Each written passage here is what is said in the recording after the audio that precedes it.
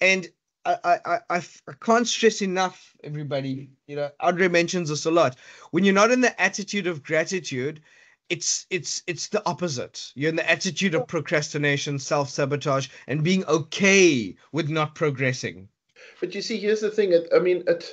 People forget that you don't grow personally. You start limiting your personal growth, and people start taking advantage of that because they're going to think, oh well, that's just how he is. They don't see the greatness that you actually are. And because you in your own life cannot identify it, and people are so used to seeing that you are just this arbitrary person, they're not going to help you with your personal or professional growth. They're going to actually limit your opportunities, and that's going to cause you to limit your own opportunities. And guess what? You're going to circle the drain even harder and faster. Exactly, exactly. Andre, I want you to unpack something for me just as quickly as you can.